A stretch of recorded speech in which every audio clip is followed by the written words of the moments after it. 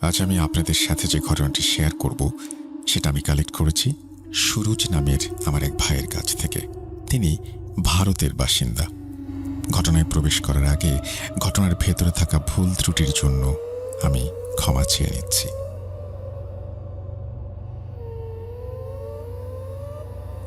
হিমাচলের ছোট ছোট পাহাড়ি গ্রামগুলো যেন পরাবাস্তব কোনো স্বপ্নের ফ্রেম। সবুজে ঢাকা ঢালু পাহাড়, পাইন আর দেবদারু গাছের ছায়ায় মোড়া সরু পথ, আর আকাশের গায়ে হেলান দিয়ে দাঁড়িয়ে থাকা চুপচাপ কুয়াশা। দিনের আলো এখানে ধীরে ধীরে নামে, আর সন্ধ্যা যেন নিঃশব্দে সরে এসে কারো কাঁধে হাত রাখে। আর ঠিক সেই সময়টাতে যখন অন্ধকার আর নৈশব্দ মিলেমিশে এক অদ্ভুত ধরনের মৃদু ভয়ের অনুভব তৈরি করে, তখনই বাতাসে ভেসে ওঠে এক নাম, ঘোগর। এই নাম যেন কোনো মন্ত্র বা কোনো দীর্ঘশ্বাস, যেন পাহাড়ের ভাঁজে লুকিয়ে থাকা পুরনো গল্প, যার মুখ কেউ দেখে না কিন্তু যার ছায়া সবার মনে থাকে। আপনারা যদি একদিন হিমাচলের কোনো পাহাড়ি গ্রামের চায়ের দোকানে বসে থাকেন, একটা কাঠের বেঞ্চে, হাতে ধোঁয়া ওঠা কাপ, আর পাশে বসে কারো সাথে আলাপ করেন, খুব বেশি দেরি লাগবে না এই শব্দটি শুনতে। এমনভাবে উচ্চারিত হবে যেন সেটা পাড়া প্রতিবেশীর নাম, যেন প্রতিদিন দেখা হয় কিন্তু আসলে দেখা হয় না কোনোদিনই। ঘোগর, এই নামটা কারো মুখে হাসি এনে দেয়। কেউ বলে, আরে ও তো শৈশবের ভূতের গল্প, মায়েরা বলতেন ভয় দেখাতে। আবার কেউ বলে সেই শব্দটায় থমকে যায়, চোখ নামিয়ে নেয়, কণ্ঠ নরম হয়। কারণ ঘোগর নামটি শুধুমাত্র একটি ভয়ের গল্প নয়, এর সাথে জড়িয়ে আছে অনেক স্মৃতি। গ্রামীণ সমাজে ভয়ের ব্যবহার নতুন কিছু নয়।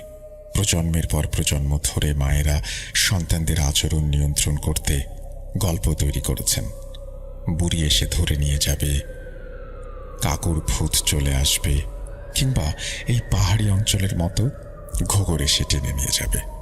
প্রথমে এগুলো ছিল নিছক কল্পনার খেলা, কিন্তু শিশুদের মন যে ঠিক কেমন, সেটাই তো সমস্যার জায়গা। তারা যা শোনে তাই বিশ্বাস করে, তারা যা বোঝে না তা কল্পনা করে নেয়, আর বারবার সেসব বলা হলে সেই কল্পনা বসে যায় তাদের মনের গভীরে, রক্তে ও মাংসে। হিমাচলের ছোট এক গ্রাম, নিরিবিলি, গাছগাছালির চাদরে মোড়া জনপদ। এখানকার সকালের সূর্য যেন সবকিছু ছুঁয়ে ছুঁয়ে জাগিয়ে তোলে, আর রাত আসে নিঃশব্দে, যেন কেউ মেঘের আড়াল থেকে পৃথিবীর আলো নিভিয়ে দেয় ধীরে ধীরে। সেই গ্রামেই বাস করত কামাল নামের একজন সাধাসিধে পরিশ্রমী মানুষ। তার সংসার ছোট, বৃদ্ধ বাবা মা, স্ত্রী মিনা আর 5 বছরের ছেলে সুজন। সুজন ছিল প্রাণবন্ত, চোখে সবসময় কৌতূহল, মুখে প্রশ্নের ঝড়। সে একবার কিছু জিজ্ঞেস করলে তার উত্তর না পাওয়া পর্যন্ত ছাড়ত না। সে বলতো, মা, হোমা, ওই যে বন দেখা যায়, ওই বনের ভেতরে কি আছে মা? অথবা, ঘরের পেছনে সেই গাছটার পেছনে কেউ কি থাকে? এমন সব প্রশ্ন যা বড়দের অবাক করত, আবার মাঝে মাঝে চিন্তিতও করে তুলত। পাহাড়ি অঞ্চলে বাস করলেই মানুষ জানে প্রকৃতি যেমন অপূর্ব তেমনি রুক্ষ, রহস্যময়। সুজন যখন একা একা বাইরে যেতে চাইত, মা বাবা প্রথমে সাবধান করতেন, বলতেন, সাবধানে যাস, পা পিছলে গেলে কেউ দেখতেও পাবে না। কিন্তু শিশুদের কৌতূহল যতই বোঝানো হোক না কেন থামে না। সুজনের দুরন্তপনা নিয়ে তার মা বেশ চিন্তায় থাকতেন, আর তাই একদিন তাকে বলা হলো এমন এক কথা যা তার জীবনটাকেই তছনছ করে দিল ধীরে ধীরে। তাকে বলা হলো, বাবা সুজন, বাইরে গেলে ঘোগর এসে ধরে নিয়ে যাবে। এই একটি বাক্য যার মধ্যে ছিল ভয়, শাসন ও অজানা কল্পনার বীজ। প্রথমবার এই বাক্য শুনে সুজন থেমে গিয়েছিল। তার চোখ বড় হয়ে গিয়েছিল, যেন কোনো নতুন চরিত্রের মুখ দেখছে। কিছুদিন পরই সে খেলার পুতুল ফেলে জানালার কাছে গিয়ে দাঁড়াতে শুরু করে। সে ফিসফিস করে বলে, ঘোগর কি কাল এসেছিল মা? এরপর শুরু হলো এক নতুন অধ্যায়। সে পুতুলের ভেতর খুঁজে বেড়াতো ঘোগরকে, বলতো, মা, ও লুকিয়ে আছে খাটের নিচে, কিংবা ও কাল রাতে আমায় ডেকেছিল। মা হাসতেন, আদর করে মাথা ঘষে বলতেন, বাবা, ঘোগর তো নিছক এক কল্পনা, ভয় পাস না। কিন্তু সেই কল্পনার শেকড় মাটির নিচে কতখানি চলে গেছে তখন সে সম্পর্কে সুজনের পরিবার ছিল অজ্ঞাত। কিছুদিন পর থেকে সুজনের আচরণ বদলাতে লাগলো। সে অনেক সময় বিছানায় চুপচাপ বসে থাকত, কখনো জানালার পাশে দাঁড়িয়ে বাইরের দিকে তাকিয়ে থাকত। তার চোখে জমে থাকত ক্লান্তি, মন যেন কোথাও গিয়েও আর কাছে ফিরে আসছে না। সে মাঝে মাঝে বলতো, মা, আজ ঘোগরের গলা শুনেছি আমি। ঘোগর বলছে সে জানে আমি কোথায় থাকি। সুজন রাতে ভালো করে ঘুমাতে পারত না। মাঝরাতে জেগে উঠে কাঁপতে কাঁপতে বলতো, ও জানে, ও জানে মা। তার চোখে যে ভয় ছিল তা কোনো গল্প নয়, তা ছিল এক বিশ্বাস। একদিন দুপুরে সুজনের মা মিনা রান্নাঘরে কাজ করছিলেন। হঠাৎ খেয়াল করলেন অনেকক্ষণ ধরে সুজনের কোনো সাড়া শব্দ নেই। খোঁজ নিয়ে গিয়ে দেখলেন সে খাটের নিচে লুকিয়ে কাঁপছে। মা জিজ্ঞেস করলেন, কিরে সুজন, কি হয়েছে? সে কাঁপা গলায় বলল, ঘোগর এসেছিল মা, ছায়া দেখেছি ওর। সুজনের কথা শুনে তার বাবা কামাল ভাবলেন হয়তো বয়সের সাথে এসব কল্পনা কেটে যাবে। তারা এই ব্যাপারগুলোকে তেমন একটা গুরুত্ব দিলেন না। কিন্তু এক রাতে, ঘন কুয়াশার একটি শীতল রাতে, সুজন ঘুম থেকে চিৎকার করে উঠে বসে পড়ল। তার শরীর ঘামে ভেজা, হাত পা ঠান্ডায় জমে গেছে। সে বলছিল, সে এখানে এসেছিল মা, ঘোগর আমার মাথার কাছে দাঁড়িয়েছিল। সে বলছে, তুই এবার যাবি মা, মা, ঘোগর আমাকে নিয়ে যাবে, বাঁচাও আমাকে মা, বাঁচাও। বাবা মা ঘরে ছুটে এসে তাকে জড়িয়ে ধরলেন, কিন্তু তার শরীর ভেজা ভেজা। মা খেয়াল করলেন সুজনের কাপড় লাল তরলে ভরে যাচ্ছে। তার জামা খুলতেই মা আঁতকে উঠলেন। সুজনের বুক, পিঠ, কাঁধ জুড়ে লম্বা আঁচড়ের দাগ, যেন কেউ শাল গাছের কাঁটার মতো নখ দিয়ে টেনে দিয়েছিল। এত নিখুঁতভাবে ছড়ানো দাগ, এত গভীর। ঘরের দরজা ভেতর থেকে বন্ধ ছিল, জানালা ছিল আটকানো। কোথাও কোনো চোর ঢোকার চিহ্ন নেই। তাহলে এই আঁচড়গুলো কোথা থেকে এলো? এই প্রশ্নের উত্তর কেউ দেয়নি। সেই রাত থেকে সেই গ্রামের বাতাসে ঘোগরের নামটা একটু বেশি গম্ভীর হয়ে ওঠে। লোকজন কথায় কথায় থেমে যায়। শিশুরা জানালা বন্ধ করে রাখে, আর কামালের বাড়িতে ভোর হতেই মা বাবা জানালার পর্দা টেনে দেয়। কারণ ঘোগর হয়তো তখনও সেখানে দাঁড়িয়ে ছায়ার আড়ালে জানলার বাইরে সুজনের জন্য অপেক্ষা করে আছে। কয়েকদিন পরের ঘটনা। হিমাচলের আকাশে তখনও ভোর হয়নি, কিন্তু সেই গ্রামে সূর্যের আলো আসার আগেও যেন কারো চোখে ঘুম ছিল না। কামালের বাড়ির সবাই উঠোনে বসা, আলাপের বিষয়বস্তু সেই ঘোগর। কিছুটা দূরে হুক্কা টানতে টানতে চুপচাপ বসে আছে সুজনের দাদু। অনেকক্ষণ বাদে ধীরে ধীরে তিনি উঠে বললেন, আমি কাল রাতে উঠোনে উঠেছিলাম, জানো তো, একটা ছায়া দেখেছিলাম আমি। একদম সুজনের ঘরের পাশ দিয়ে চলে গেল নিঃশব্দে। ছায়াটার মাথায় দুইটা সুচালো শিং, জানি না কি সেটা। কামাল ও মিনার মুখ হয়ে উঠল। এতদিন যেটাকে শিশুর কল্পনা বা বিভ্রম ভেবে এড়িয়ে গিয়েছিল, তা যেন এবার চোখের সামনে দাঁড়িয়ে ফিস করে বলে উঠল, আমি এসেছি। সেদিন ভোরেই তারা গ্রামের শিব মন্দিরে ছুটে গেলেন। পুরোহিত এলেন ঘরে। পুজো শুরু হলো। ধূপ, ধুনো, ঘণ্টা, শঙ্খ আর মন্ত্রের আওয়াজে কিছুক্ষণের জন্য যেন ঘরের ভার হালকা হয়ে এলো। সুজনের বিছানায় সুজন ঘুমিয়েছিল। মুখে কিছুটা ক্লান্তি, যেন শরীর কিছুটা প্রশান্ত। রাত পোহাতে বেশি দেরি ছিল না, আর সেই রাতেই আবার ঘুমের ভেতর ঘামে ভিজে গেল গা, গলা শুকিয়ে গেল, চোখ লাল, আর তার কাঁধে আবার আঁচড়ের দাগ। তাদের পরিবার এখন বুঝতে পারছিল এই ভয় বাইরে থেকে আসছে না, ভয় শুধু ওর ভেতরেই বাসা বাঁধেনি। এ যেন সত্যি ঘোঙর যেন বাস্তবে রূপ নিয়েছে, যাকে কোনো সাধু পুরোহিতের সিঁদুর দিয়ে থামানো যাবে না। তখন কামাল বললেন, সুজনের মা, চলো আমরা গ্রামের বাইরে যাই, সেখানে এক তান্ত্রিকের কথা শুনেছি। দুপুরে তারা গেলেন এক পুরনো গুহার মতো আশ্রমে। সেখানে বসেছিলেন এক বৃদ্ধ, প্রায় অন্ধ, চোখ দুটি প্রায় সাদা হয়ে গেছে। তবুও মনে হচ্ছিল তিনি যেন সব দেখছেন।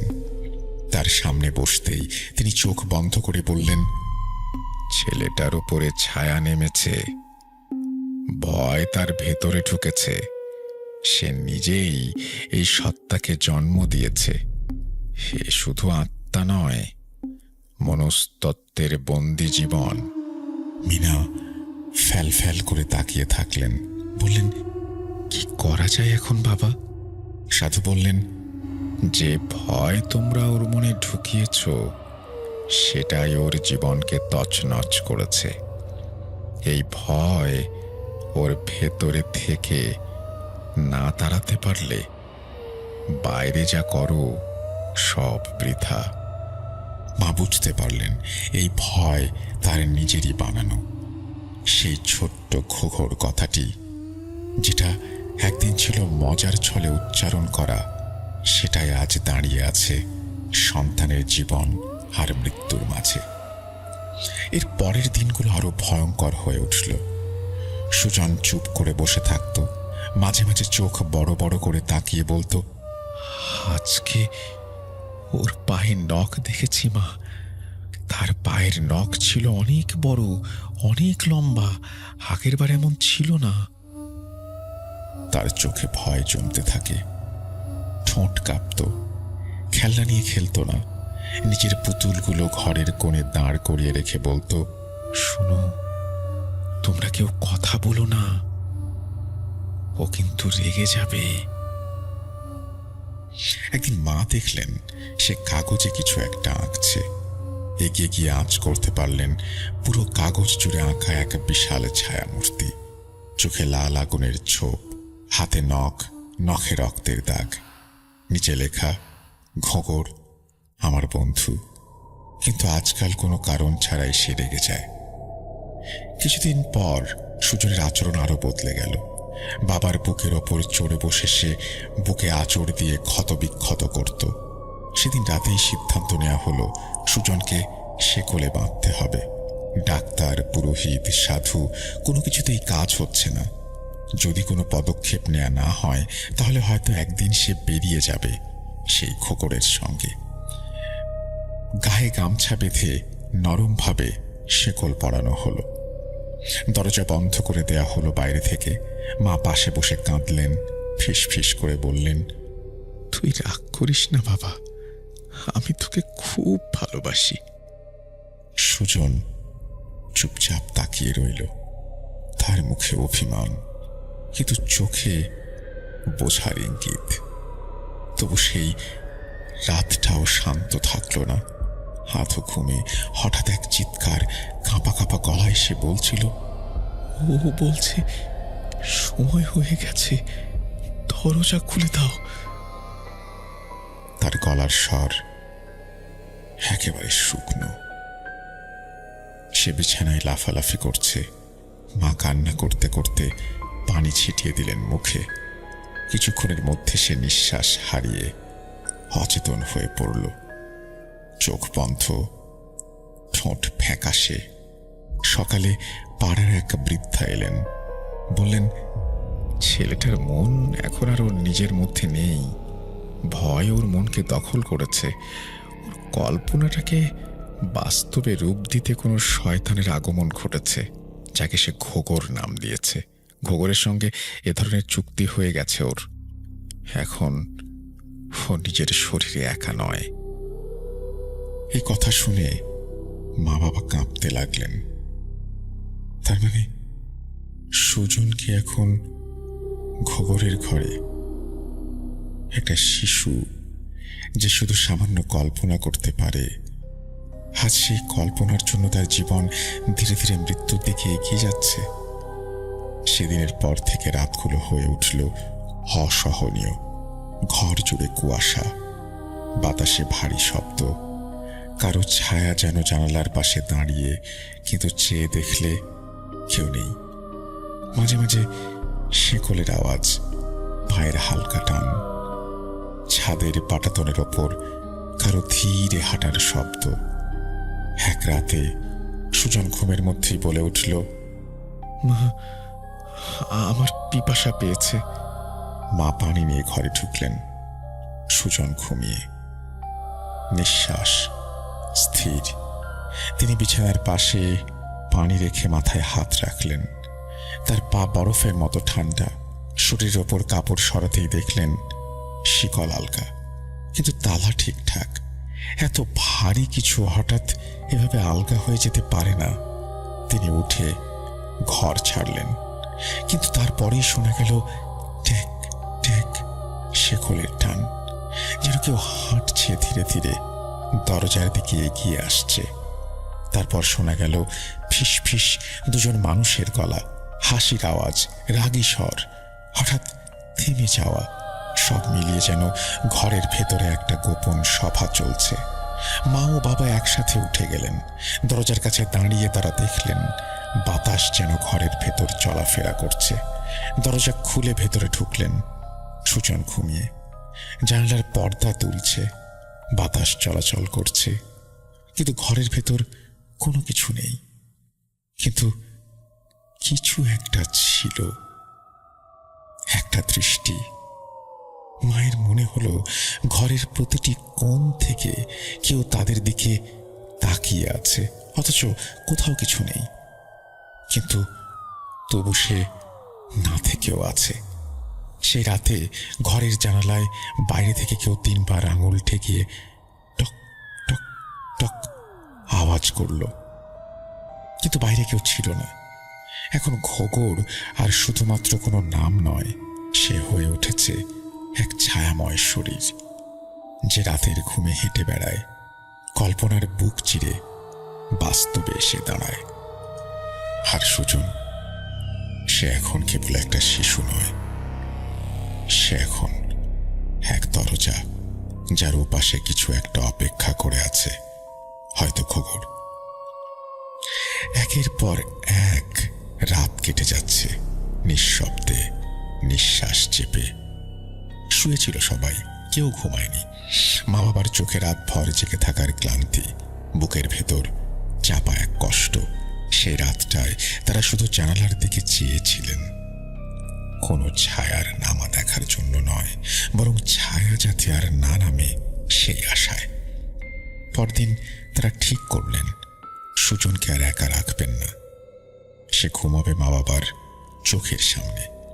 সেই রাতে মোমবাতির আলোয় সুজনের মা তার কপালে স্নেহের চুমু এঁকে বসে থাকলেন তার পাশে। বাবা জানলার পাশে দাঁড়িয়ে পায়ের শব্দ শুনতে চাইলেন বাতাসের। সুজন কিছুটা চুপচাপ ছিল, কিছুটা শান্ত। তার চোখ ধীরে ধীরে বন্ধ হলো, ঘুম যেন নামছিল ধীরে ধীরে। আজকে ভালো ঘুম হবে তো বাবা? হবে। এই দেখো বাবা, বাবা মা দুজনই তোমার সাথে আছে। সুজন কিছু বলল না, শুধু হালকা হাসলো। এভাবে 2টি রাত কেটে গেল, কিন্তু কিন্তু তৃতীয় রাতটি ছিল আলাদা। সেই রাতে রাত ৩টা নাগাদ সুজন হঠাৎ বিছানা থেকে উঠে দাঁড়ালো। চোখ বন্ধ, মুখে অদ্ভুত এক প্রশান্তি, কিন্তু শরীর যেন অন্য কারো নিয়ন্ত্রণে। সে হাঁটতে শুরু করলো, ধীরে নিঃশব্দে। পায়ে শেকল বাঁধা, তার টান পড়ে ট্যাক ট্যাক আওয়াজ হচ্ছে। সেই শব্দে ঘর কেঁপে ওঠে। হঠাৎ সে থেমে গেল। তারপর ধীরে ধীরে তার শরীর বিছানা থেকে ওপরে উঠতে লাগলো।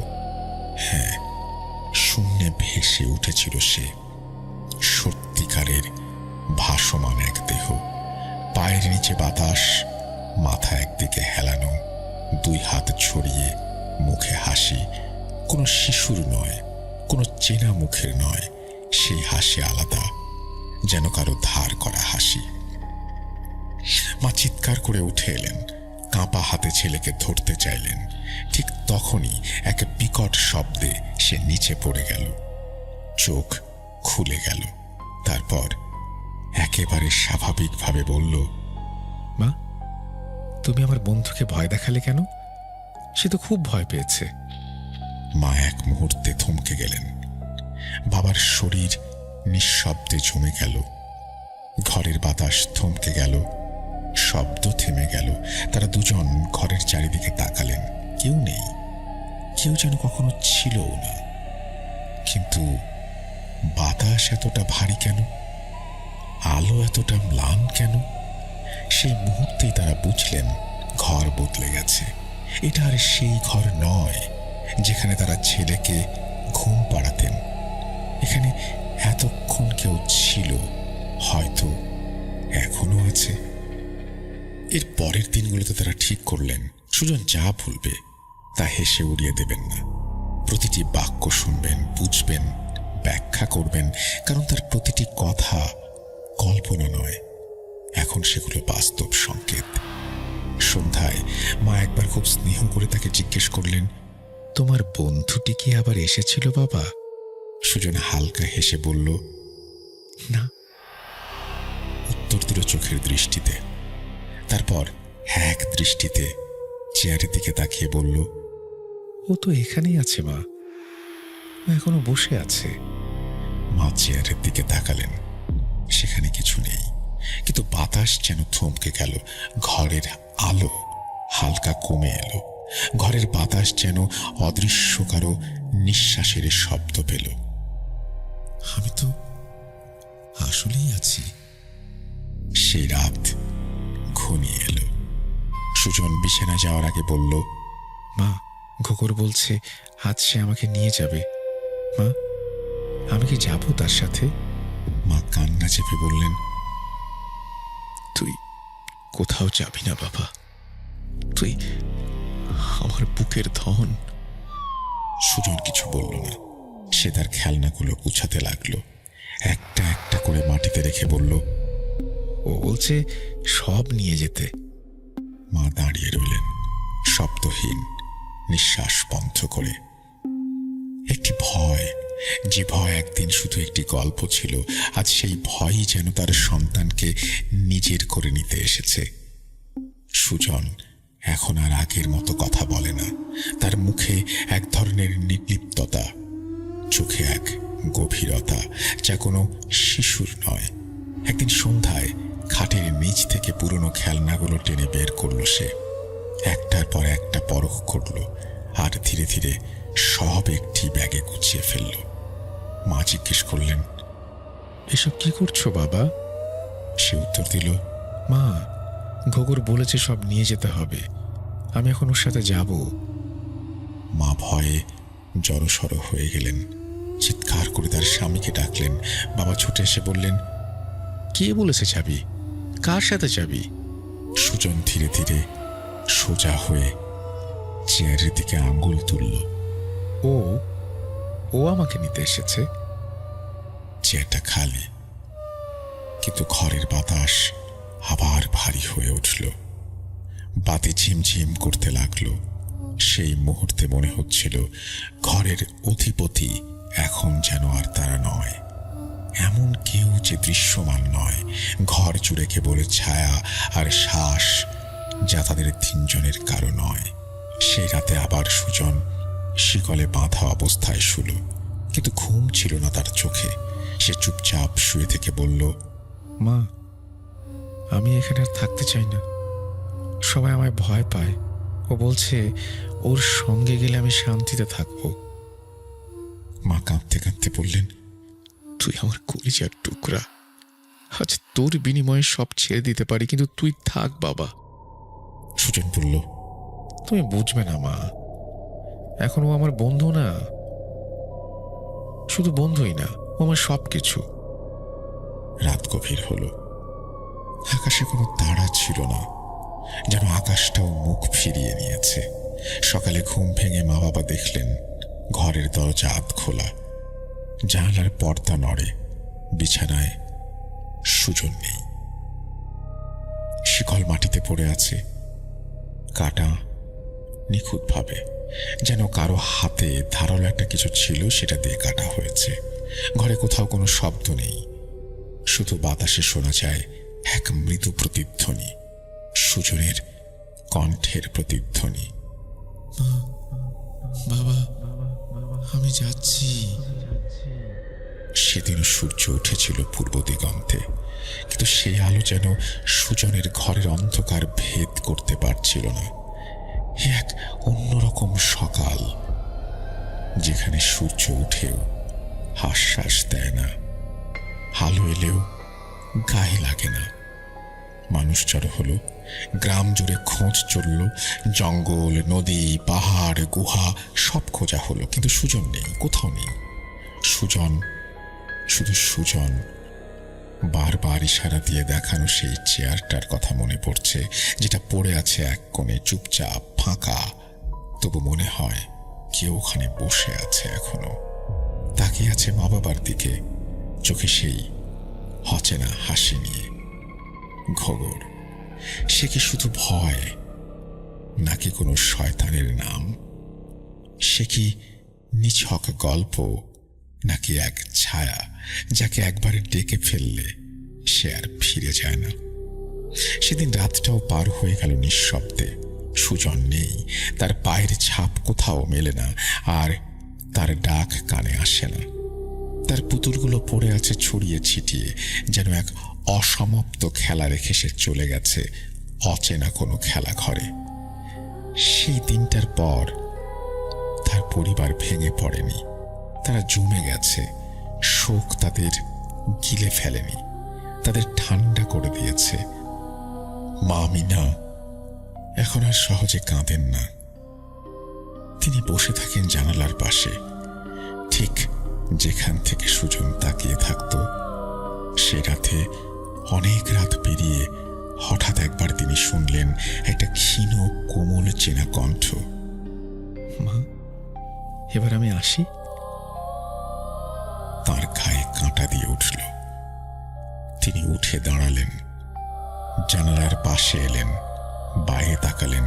কুয়াশার পর্দা নেমে আছে পুরো উপত্যকায়, কোথাও কেউ নেই, শুধু বাতাস বইছে, কিন্তু তার শব্দে যেন কারো পায়ের ছাপ।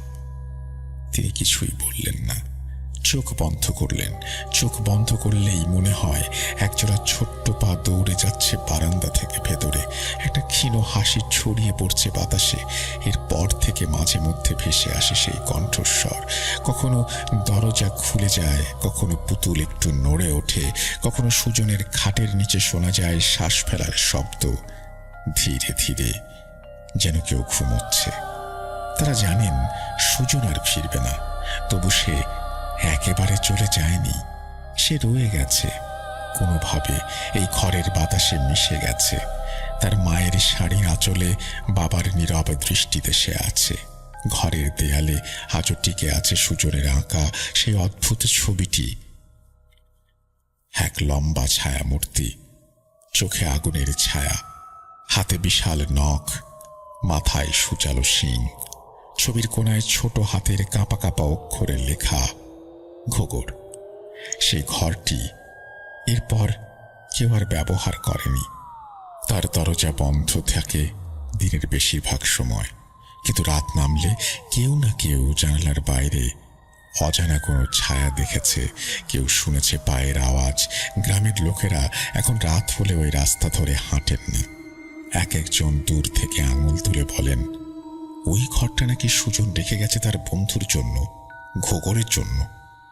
এই ঘটনাটি এখানেই শেষ হওয়ার কথা ছিল না, কিন্তু বাস্তবে ঘটনায় শেষ বলে কিছু থাকে না। আজ আমি আপনাকে এই ঘটনাটি বলছি শুধু ভয় পাওয়ানোর জন্য নয়। এই গল্পটি একটি সতর্কতা, এটা একটা আয়না, একটা শিক্ষা। আপনি যদি কখনো আপনার সন্তানকে ভয় দেখিয়ে কিছু বোঝাতে চান, তবে একটু থামুন, ভাবুন আপনার বলা সেই বাক্যটি একদিন আপনার সন্তানের কল্পনার ঘরে বাসা বাঁধবে কিনা। ভয় একটি অস্ত্র, তবে এই অস্ত্রের ফল ছুরি থেকে ধারালো। শিশুর মন একরকম ক্যানভাস, আপনি যা আঁকবেন সে তাই বিশ্বাস করবে। কিন্তু সমস্যা হচ্ছে শিশুর কল্পনার সামনে আমাদের যুক্তির জায়গা নেই। তারা যে কল্পনা, তারা যে চরিত্রগুলোকে ভয় পায়, সেই চরিত্রকে তারা জীবন দিয়ে সত্যি করে ফেলে। আপনি যদি তাকে বলেন ঘুঘুর এসে ধরে নিয়ে যাবে, তবে একদিন সে জানালার পাশে দাঁড়িয়ে থাকবে তাকে নিয়ে যাওয়ার অপেক্ষায়। সুজন হয়তো কল্পনা করেছিল, কিন্তু সেই কল্পনা একদিন অশুভ কোনো ছায়ায় পরিণত হয়ে উঠেছিল। সে যার অস্তিত্ব বিশ্বাস করেছিল, আর তার সঙ্গে সে চলে গেছে, ফিরে আসেনি। আমরা বড়রা ভাবি একটু ভয় দেখালে ক্ষতি কি, কিন্তু ভয় কখনো একটু হয় না। ভয় একবার জন্ম নিলে সে রূপ নেয়, নিজের হাত পা গজায়। এই ঘটনার চরিত্রে হয়তো আপনিও আছেন। আপনি যদি চোখ বন্ধ করেন, শুনতে পাবেন পাহাড়ি হিম হাওয়ার শব্দ, দূর থেকে কোনো বন্য পাখির ডাক, আর নিঃশব্দে একটি ছোট্ট কণ্ঠস্বর, মা আমি আসি। ইরাম আপু যে ঘটনাটি আমাকে বলেছেন, সেই ঘটনাটি আসলে মূলত ওনার বোনকে নিয়ে, ওনার ছোট বোন আলিনা। সরাসরি ঘটনায় চলে যাই, চলুন প্রিয় লিসনার্স। তো ইরাম আপু যা বলেছেন যে ওনারা দুই বোন, এবং ওনার বয়স তখন 14 বছর ছিল, এবং ওনার বোনের বয়স ছিল তখন 10 বছর। এজ ডিফারেন্স থাকার পরেও ওনাদের দুই বোনের মধ্যে সম্পর্কটা ছিল খুবই সুন্দর, খুবই ভালো একটা সম্পর্ক। আলিনা এমন একটা মেয়ে ছিল যে সারাদিন কারো না কারোর সাথে কথা বলতো। কখনো হয়তো পারি যেন মার সাথে কথা বলছে, কখনো বাবার সাথে, আবার কখনো ইরাম আপুর সাথে। এছাড়াও কাজের মহিলাদের সাথে ওর খুব ভালো একটা সম্পর্ক ছিল। মেয়েটা খুব দয়ালু ছিল। কিন্তু হঠাৎ করেই একদিন আস্তে আস্তে আলিনার যেই স্বভাব আচরণ আছে সেগুলো কেমন যেন চেঞ্জ হয়ে যায়। আলিনার যত ধরনের সমস্যাই হোক বা যাই হোক, ও সবসময় ইরাম আপুর সাথে শেয়ার করত। একদিন আলিনা এবং ইরাম আপু দুজনে একই স্কুলে পড়াশোনা করতেন, এবং একদিন স্কুল থেকে ফেরার পথে উনি দেখলেন কি যে আলিনা খুবই সিরিয়াস টাইপের মুডে রিক্সায় বসে আছে। তো উনি জিজ্ঞেস করলেন যে কি ব্যাপার আলিনা, তুমি তো প্রতিদিন তোমার স্কুলে কি হলো, কোন টিচার কি বলেছে, কোন টিচার কি পড়িয়েছে, কোন ফ্রেন্ডের সাথে কি হয়েছে, সব কিছুই তো আমাকে তুমি বলো। আজকে এমন কি হলো যে তুমি কিছু বলছো না? আলিনা কোনো কথা বলে না। ইরাম আপু চিন্তা করলেন যে আলিনার জ্বর হলো কিনা। এই কথা চিন্তা করে উনি কি করলেন, আলিনার মাথায় হাত দিতে লাগলেন। কিন্তু আলিনা কি করলো, হাতটা ঝাটকা দিয়ে সরিয়ে ফেলে দিল। উনি তখন আলিনাকে বললেন যে আলিনা, এটা কেমন বেয়াদবি, তুমি তো কখনো এরকম করো না, এগুলি তুমি কোত্থেকে শিখছো? তখন আলিনা বলল কি যে চুপ করো, আমাকে একা থাকতে দাও। তো এই কথা শুনিয়ে ইরাম আপু কিছুটা কষ্ট পেয়ে গেলেন, এবং উনি তখন আর আলিনাকে কিছু বলেন না। উনিও চলে গেলেন আর কি রিক্সাতে, দুজন একসাথে বাসায় ঢোকার পরে উনি দেখলেন আলিনা সরাসরি নিজের রুমে চলে গেল, আর আপু নিজের মতো নিজের রুমে গেলেন। গোসল করে এসে উনি খাবার টেবিলে বসলেন ওনার আম্মুর সাথে। তো ওনার আম্মু তখন ওনাকে জিজ্ঞেস করছেন যে তোমার ছোট বোন কোথায়? তো উনি বললেন কি ওর মনে হয় আজকে মন মেজাজটা খুব বেশি একটা ভালো না, ও আমার সাথে বেয়াদবি করেছে। তো এই কথা শুনে ইরাম আপুর আম্মু ওপরে চলে গেলেন আলিনাকে দেখার জন্য, এবং যখন উপরে গেলেন তার 2-3 মিনিট পরেই উনি ডাকা শুরু করলেন ইরাম আপুকে, কারণ ইরাম আপু তখনও খাওয়া দাওয়াতেই ব্যস্ত ছিলেন। তা ওনার মায়ের ডাক শুনে উনি যখন উপরের দিকে চলে যান, তখন দেখেন যে ইরাম আপু আর ওনার আম্মু দেখেন যে আলিনা অজ্ঞান হয়ে পড়ে আছে বিছানায়, কোনো রেসপন্স করছে না। তো সাথে সাথে হচ্ছে ওকে হসপিটালে নিয়ে যাওয়া হয় এবং তখন ওনার বাবাকেও কল দিয়ে জানানো হয় যে আলিনার এরকম অবস্থা। তো ওনার বাবা হসপিটালে চলে আসেন। ডাক্তাররা ওনাকে স্যালাইন দেয় এবং বলে যে ডিহাইড্রেশনের কারণে আর অত্যাধিক গরমের কারণে সে সেন্সলেস হয়ে গেছে। কিন্তু তখন দিন আসলে এত বেশি গরমও ছিল না, আর এর থেকে বেশি গরমও পার করেছে আলিনা। তারপরও ডাক্তারের কথার উপরে কি বলা যাবে। তো প্রায় মোটামুটি 2 ঘন্টা পরে আলিনার যখন জ্ঞান ফেরে, তখন আলিনা জিজ্ঞেস করে যে তাকে এখানে কেন আনা হয়েছে। তখন ইরামাপুর আম্মু ওকে কিছুটা সান্ত্বনা দিয়ে বলে যে তোমার আসলে শরীর খারাপ হয়েছিল, তো তাই ডাক্তার আঙ্কেলের কাছে চেক আপ করাতে আনছি, চিন্তার কোনো কারণ নাই। তো আলিনা বিছানা থেকে ওঠার অনেক চেষ্টা করলো, কিন্তু সে উঠতে পারছিল না, কারণ তার শরীর আসলে খুবই টায়ার্ড ছিল। ডাক্তার বলল মোটামুটি 2-3 দিন এখানে থাকতে হবে টু গেট রিকভার্ড। মোটামুটি 2-3 দিন সেখানে তারা থাকলেন। ওয়ার্ডে শিফট করা হলো আলিনাকে, এবং ওখানে থাকার পরে মোটামুটি যখন আলিনা চলতে ফিরতে পারছে তখন তাকে ডিসচার্জ করে বাসায় নিয়ে আসা হয়। কিন্তু বাসায় আসার পরে আলিনার অবস্থা একরকম বদলেই গেল। যেমন ওর রুম থেকে কোথাও বেরোতো না, হয়তো ওর কখনো ছাদের দিকে তাকিয়ে আছে, ছাদ দেখছে, ফ্যান ঘোরা দেখছে, আবার কখনো ঘুমাচ্ছে। খাওয়া দাওয়ার প্রতি তার কোনো ধরনের লোভ নেশা কিচ্ছু নাই। ইরামাপুর আম্মু যদি জোর করে খাওয়াতেন গিয়ে তাহলে খেত, আর না হলে খেত না। কোনো জায়গায় যায় না, ডাইনিং রুমে আসে না, টিভির রুমে যায় না। কাজের যেই খালার সাথে তার খুব ভালো সম্পর্ক ছিল, ওনার সাথেও কোনো ধরনের কোনো কথাবার্তা যোগাযোগ কিচ্ছু নেই। তো এমন অবস্থায় ইরামাপুরদেরকে ডাক্তার যে আগে দেখানো হয়েছিল আলিনাকে, ওই ডাক্তারের পরামর্শে আলিনাকে দেখানো হলো একজন সাইকিয়াট্রিস্ট। তো সাইকিয়াট্রিস্টের কাছে ট্রিটমেন্ট নিতে থাকলো আলিনা। এভাবে প্রায় 8-9-10 সেশন যাওয়ার পরে ডাক্তার কিছুটা হতবাক এবং ডিসঅ্যাপয়েন্টেড যে এটা হচ্ছে আমার প্রথম এমন রোগী যে এতগুলো সেশনের পরেও বিন্দুমাত্র উন্নতি দেখায় নাই, বা বিন্দুমাত্র কোনো ধরনের কোনো ইমপ্রুভমেন্ট সে দেখালো না, বরঞ্চ আরো ডাউনগ্রেড হয়ে যাচ্ছে। So maybe it's not possible here, I can not do it. তো ওনাকে সাইকিয়াট্রিস্টের কাছ থেকে নিয়ে আসা হয়। বাসায় আসার পরে আলিনার অবস্থা আগের মতোই চলতে থাকে।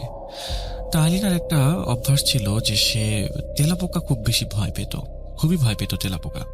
ইভেন টিভিতে যদি তেলাপোকার কোনো অ্যাডও আসতো আর ওখানে যদি তেলাপোকা দেখানো হতো, তাহলে আলিনা সেখান থেকে সরে যেত বা টিভিটা বন্ধ করে চোখ বন্ধ করে রাখতো।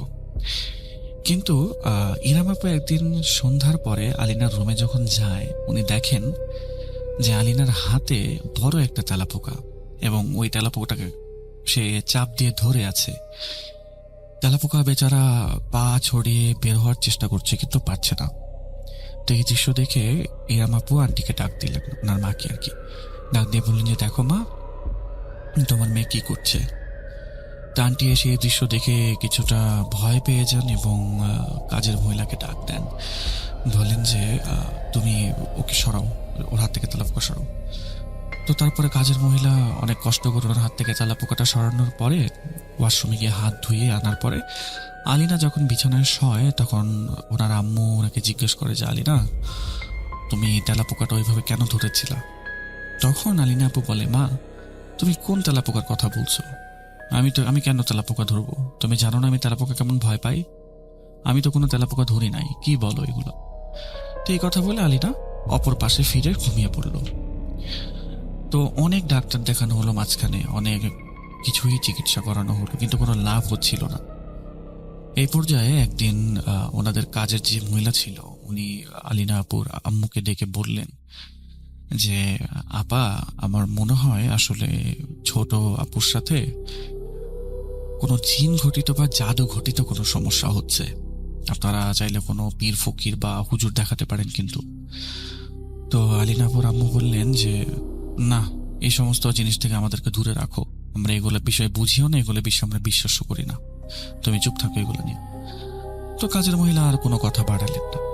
তো এরপরে একদিন হচ্ছে ইরামাপুর আব্বু জিনিসগুলো নিয়ে খুবই চিন্তা করছিলেন, এবং একদিন কি করলেন, সবাই একসাথে ডাইনিং রুমে বসা হলো, আলিনাকেও ডাইনিং রুমে ডাকা হলো, এবং আলিনার আব্বুকে বললেন যে, মা দেখো তোমার কি সমস্যা, আমাদেরকে বলো।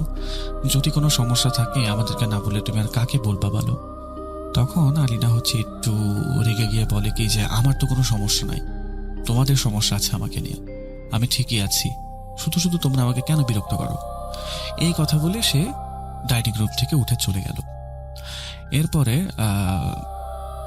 একদিন আলিনা আপুর যে বাবা ছিল, ওনার একজন বন্ধু আসে বাসায়।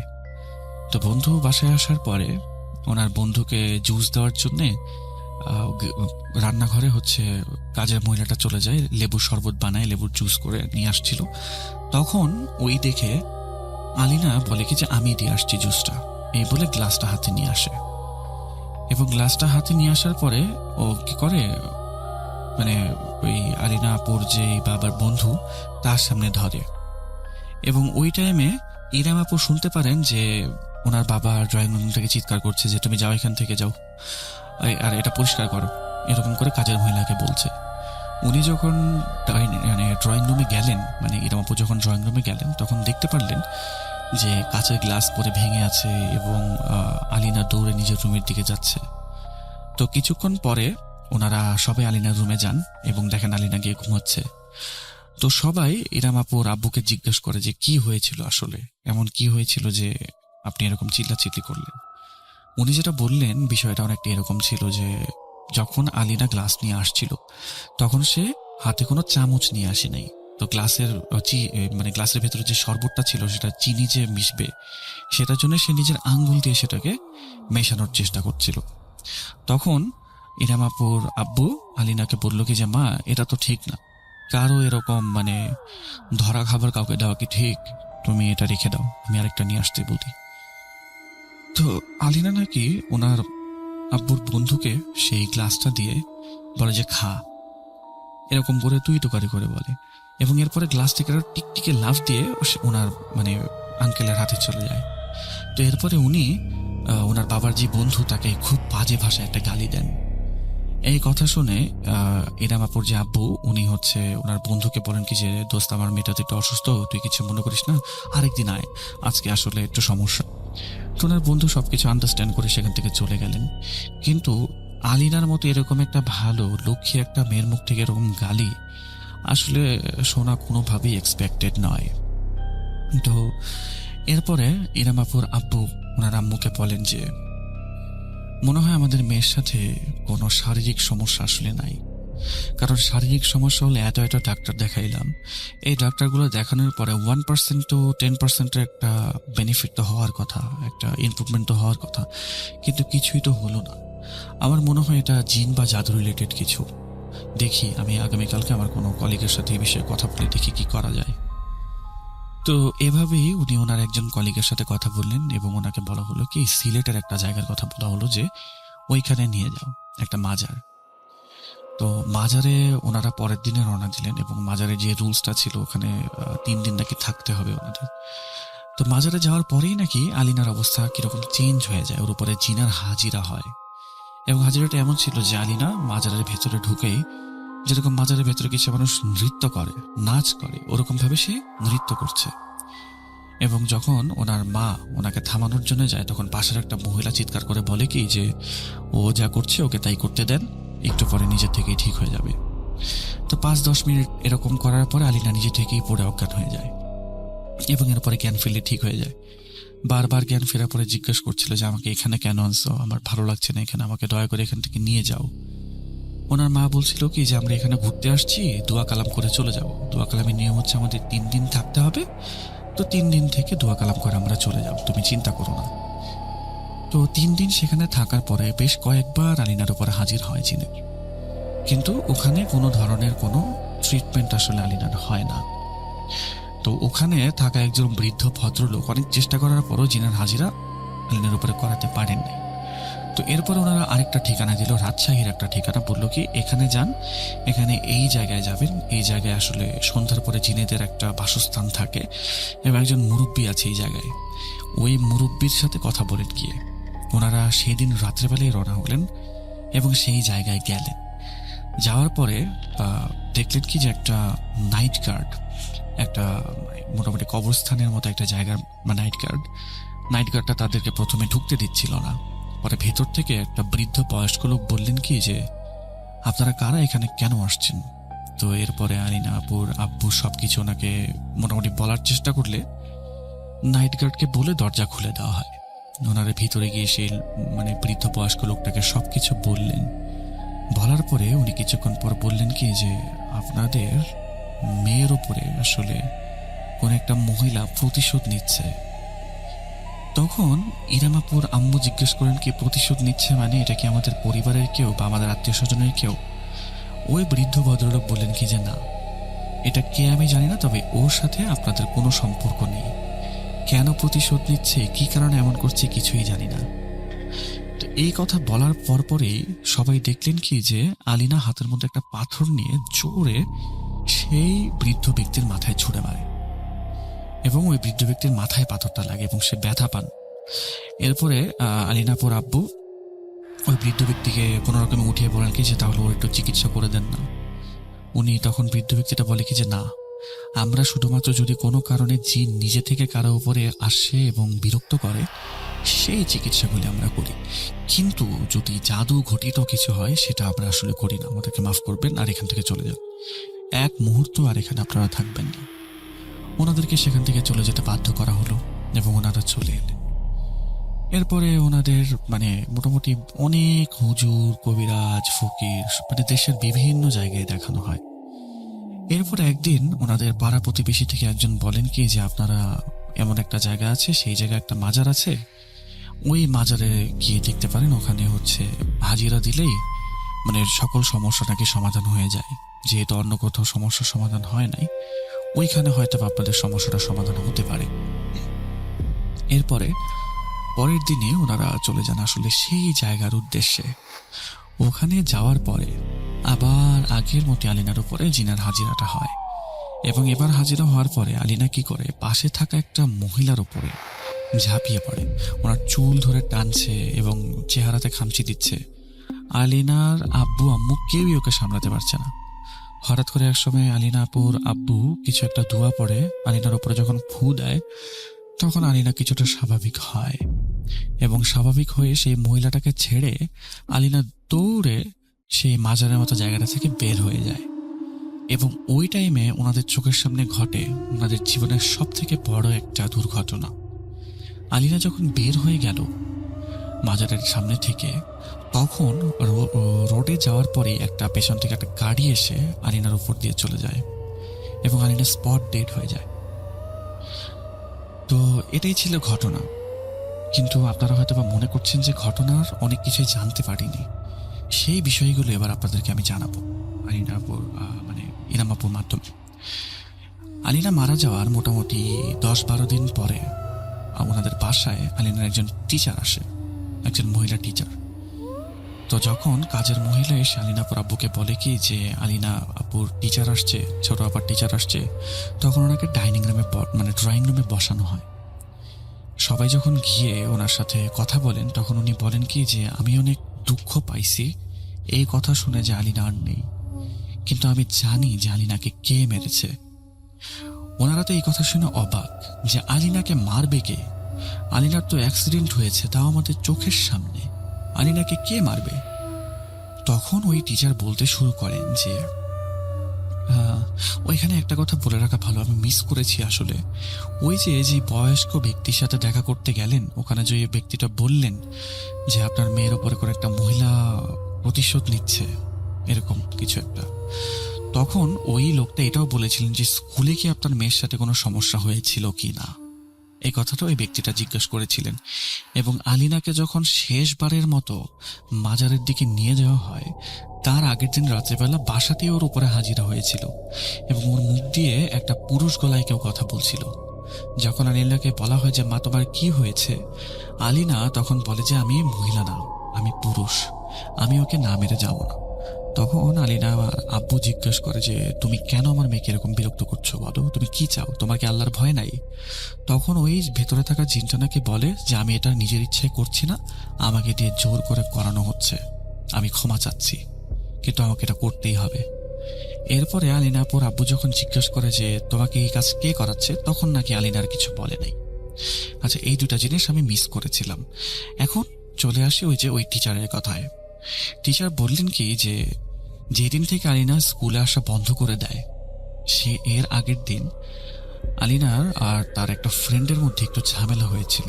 আমি সেটার বিচার করেছিলাম এবং দুই পক্ষের কথা শুনে আমার মনে হয়েছিল এবং আমি জানতাম যে আলিনার কোনো দোষ নেই। তখন আমি তার বন্ধুকে সবার সামনে বকাবাদ্দি করি। আমি একটু বেশি ইমোশনাল হয়ে গিয়েছিলাম আসলে।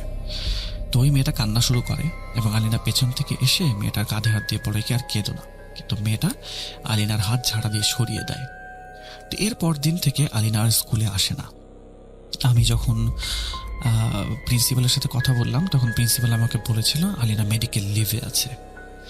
তো আমি ভাবলাম কি যে ঠিক আছে, হয়তো বা শারীরিকভাবে অসুস্থ। কিন্তু যখন এরপর আপনারা আর স্কুলে আসেন না আলিনাকে নিয়ে, তখন বুঝতে পারলাম যে আলিনা হয়তোবা স্কুল চেঞ্জ করেছে বা শিফট করেছে। কিন্তু এরপরে ঘটতে শুরু করলো আরো কিছু অদ্ভুত ঘটনা।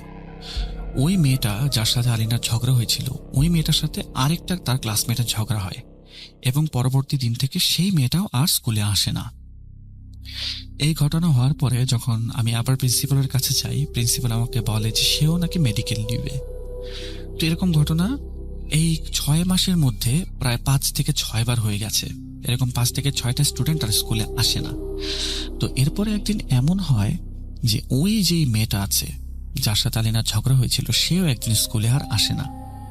তখন আমরা কি করলাম, মানে আমি কি করলাম, প্রিন্সিপালের কাছে গিয়ে জিজ্ঞেস করলাম যে এই মেয়েটা কেন স্কুলে আসে না। তখন উনি বললেন কি যে ওনার বাসা থেকে আমাদেরকে কিছু জানানো হয় নাই। তখন আমি ভলেন্টিয়ার করে বললাম কি যে আমরা একটু কি হোম ভিজিটে যাব। তখন প্রিন্সিপাল আমাকে নাম্বার দিলেন আর ঠিকানা দিলেন।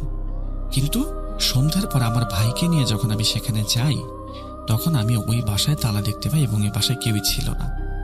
তা আমি পাড়া প্রতিবেশীকে জিজ্ঞাসা করতে থাকি যে আপনার এখানে কি কোনো বাচ্চা থাকতো যার মার সাথে থাকতো, এরকম কি কেউ ছিল?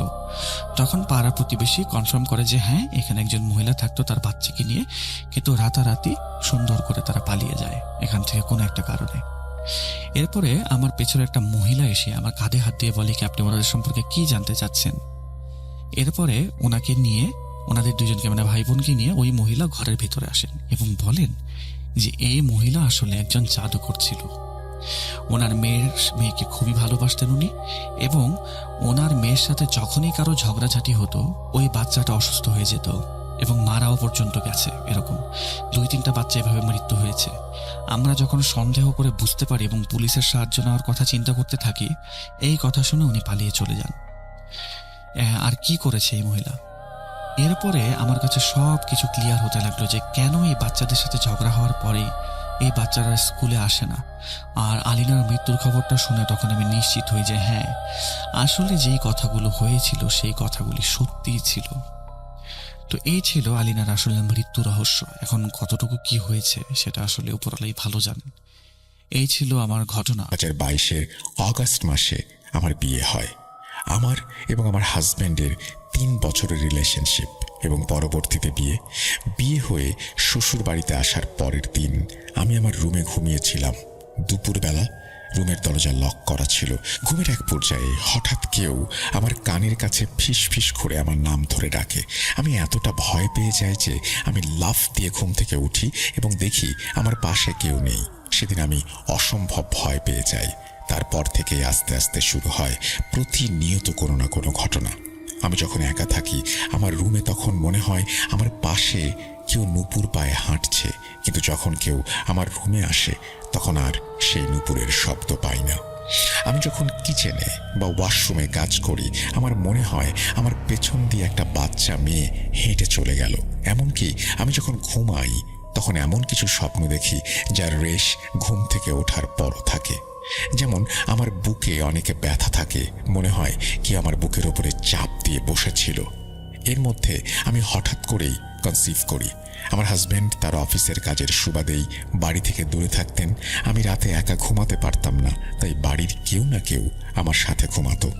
বেশিরভাগ সময় আমার ননদের মেয়ে আমার সাথে রাতে থাকতো। সামনে তার ইন্টারমিডিয়েট পরীক্ষা এবং সে কারণেই ও আজানের সময় উঠে অন্য রুমে গিয়ে পড়তে বসতো। ও রুম থেকে বের হয়ে যাওয়ার পর আমি স্পষ্ট শুনতে পেতাম আমার রুমের জানালার পাশে কেউ ভীষণ রাগান্বিতভাবে নিঃশ্বাস ফেলছে। কনসিভ করার পর এক সন্ধ্যায় আমার শরীরটা ভীষণ খারাপ করে। রাত বাড়ার সাথে সাথে আমার শরীর আরও খারাপ হতে থাকে। সেদিন রাতে ঘুমানোর পর হঠাৎ করে 2টার দিকে আমার ঘুম ভেঙে যায়, কারণ আমি স্পষ্ট শুনছিলাম একজন পুরুষ কণ্ঠ আমার নাম ধরে ডাকছে। ডাক শোনার সাথে সাথে আমি ঘুম থেকে উঠে যাই এবং আমার পেটে ও কোমরে প্রচণ্ড ব্যথা অনুভব করি এবং পরবর্তীতে আমার মিসক্যারেজ হয়ে যায়। তারপর থেকে আমি একা থাকলে বিভিন্ন কণ্ঠস্বর শুনতে পাই যারা আমাকে ডাকে এবং তারা আমাকে আমার নাম ধরেই ডাকে। বিভিন্ন অদ্ভুত স্বপ্ন দেখি। যখন আমি আমার বাবার বাড়িতে যাই তখন আমার শ্বশুর বাড়ির জন্য মন খারাপ লাগে, আমার হাজব্যান্ডকে মিস করি। কিন্তু যখন শ্বশুর বাড়িতে আসি তখন আমার মনে হয় আমি এই বাড়িতে থাকতে পারছি না, এই বাড়িতে আমার ভীষণ বিরক্ত লাগছে, এই বাড়ির কাউকে আমার সহ্য হচ্ছে না। এমনকি আমার হাজব্যান্ডের সাথেও আমার কোনো কারণ ছাড়াই ঝগড়া লেগে যায়, খুব জেদ উঠে যায় তার ওপর।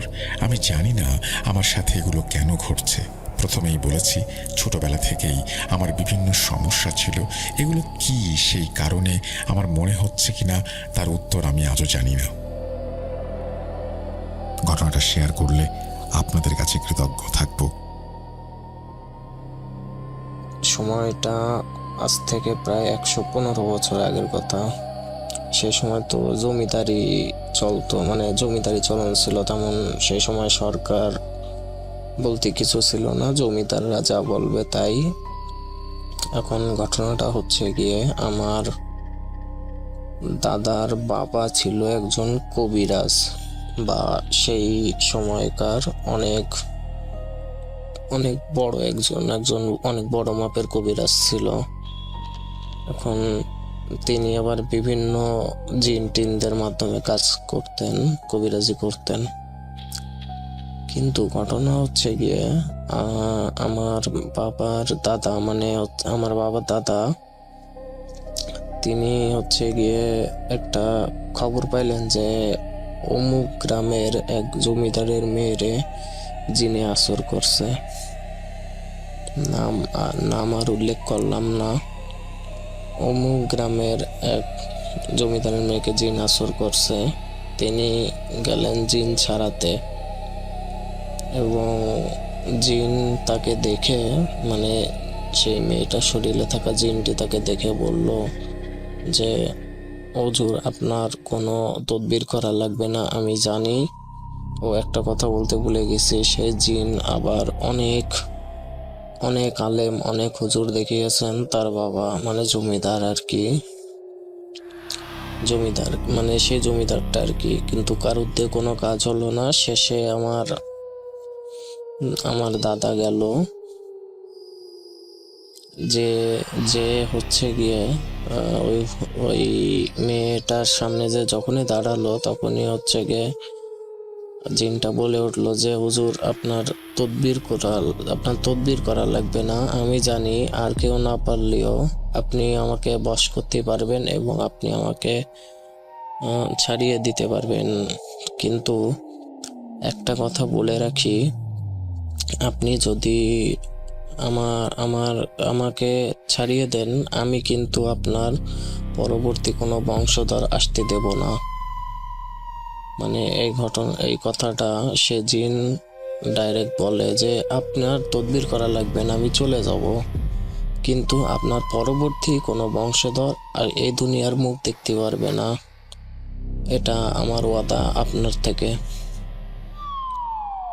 এই ঘটনাটা ঘটার পরে আমার দাদার বাবা চলে আসলো বাসায়, এবং দাদির সাথে, মানে সেই দাদির সাথে, মানে আমার পর দাদির সাথে বিষয়টা আলাপ করলো যে কি করব। মুখ জমিদারের মেয়ে তো জিন আসর করছে, কিন্তু জিন আমারে ডাইরেক্ট হুমকি দিয়েছে যে আমি যদি এই বিষয়ে কোনো হস্তক্ষেপ করি তাহলে আমার পরবর্তী কোনো বংশধর এই দুনিয়ার মুখ দেখতে পারবে না।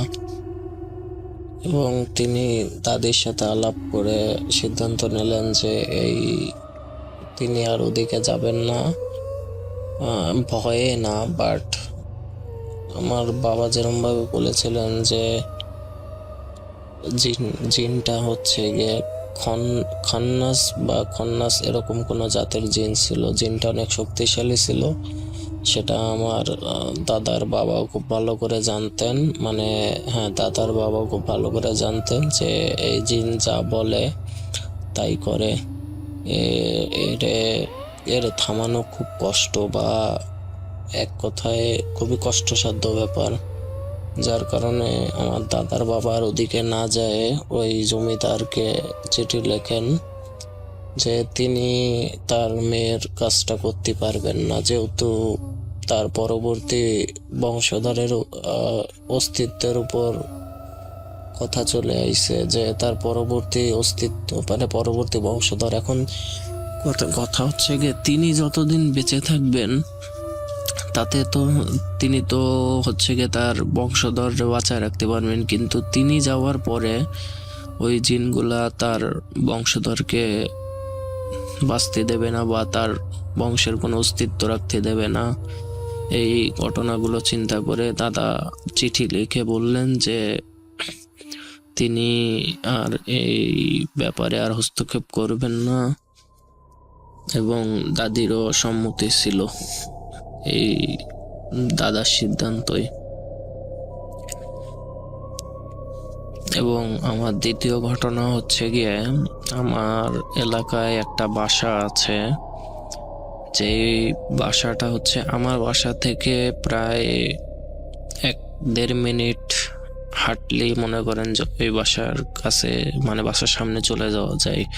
তা ওই বাসায় একটা অনেক পুরাতন একটা বাসা, এখনো মানুষ বসবাস করে, কিন্তু বাসাটায় হচ্ছে গিয়ে বাচ্চা, মানে কোনো ছোট বাচ্চা ওই বাসায় যদি থাকতো, বা কোনো ভাড়াটিয়া বা যে কেউ যে কেউ যদিও বা ওই বাসায় আসতো, তাহলে ওই বাচ্চাটাকে মৃত পাওয়া যাইতো। মানে হয়তো তার ফ্যামিলিতে বাবা মা রইছে, দাদি রইছে, এখন দাদির কাছে রেখে দিয়ে বাবা তো বাইরে কাজে, জীবিকার তাগিদে কাজে চলে যেত, কিন্তু যে কোনোভাবে ওই মানে একটা ঘটনাই বলতেছি, যে ঘটনাটা আর কি প্রচলন হয়েছে, তেমন তারপরের থেকেই ওই বাসায় ঝামেলা শুরু হয়েছে।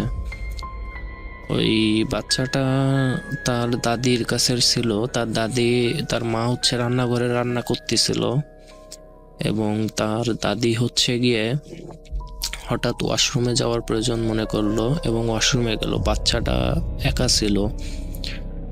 এখন রান্নাঘর থেকে তার মা আওয়াজ পাচ্ছে যে তার বেবি খুব কান্নাকাটি করতেছে, কিন্তু হয়তো রান্না বাড়া করার চাপে চিন্তা করেছে হয়তো বা খিদা লাগছে, এখন রান্না বাড়া শেষ করে এসে দুধ খাওয়াবেন আর কি, মানে ওই বেবিকে দুধ খাওয়াবেন আর কি, মানে ওই ফিডার জাতীয় যে দুধটা, উনি আওয়াজ দিয়ে বললেন ওই মানে তার দাদিকে, মানে বাচ্চার দাদিকে বললেন যে দুধটা রেডি করেন, আমি চুলোয় ভাতটা চড়াই দিয়েই আসতেছি। এখন তিনি তো ওয়াশরুমে, কিন্তু ওই তো বাচ্চার চিল্লাচিল্লি। এখন হঠাৎ করে দেখেন যে ওই বাচ্চার চিল্লাচিল্লি অফ হয়ে যায়। এখন সে মনে করছে হয়তো বা দুধ বানায়, ওর দাদি বাচ্চাকে দুধ খাওয়িয়ে দিয়েছেন। এখন তার দাদি হঠাৎ করে ওয়াশরুম থেকে এসে দেখে যে বেবি নাই, বেবির একটু কান্নাকাটির আওয়াজ সেও পাচ্ছিলেন ওয়াশরুম থেকে। হঠাৎ করে বেবির আওয়াজ পাচ্ছেন না, এখন হয়তো মনে করছে যে তার মা হয়তো রান্নাঘরে নিয়ে যে দুধ খাওয়াচ্ছে আর কি, তাই চিন্তা করে তিনিও বিছানায় যায় একটু হেলান দিয়ে পেপার পড়তেছেন। এখন হঠাৎ করে বেবির মা এসে শোনেন যে দেখেন যে তার বেবি নাই। এখন তার দাদিকে জিজ্ঞাসা করতেছেন যে বেবি কোথায়। এখন দাদি তো ওয়াশরুম থেকে এসে মনে করলেন যে হয়তো বেবি তুমি দুধ খাওয়াতে নিয়ে গেছো বা এরকম কিছু। এখন দেখতে দেখতে হচ্ছে গিয়ে চারিপাশে পুরো খবর পড়ে গেল যে মানে আশেপাশে যে ভাড়াটিয়ারা ছিল যে বেবি হারাই গেছে। তারপরে খুঁজতে খুঁজতে যে ঠিক ওই বাসার বাইরে মানে আগে যারা হয়তো মটকা দেখেছেন, মটকা বা ওরকম কিছু, মটকা মটকা হচ্ছে গিয়ে আগে কলের থেকে পানি উঠায় মটকায় রাখতো যাতে ঠান্ডা পানি পাওয়া যায় আর কি। ওই মটকাটা ছিল ঠিক গেটের থেকে 10-15 কদম আগে, মানে 10-15 কদম দূরে ছিল, মানে ওই বাসার গেট থেকে আর কি।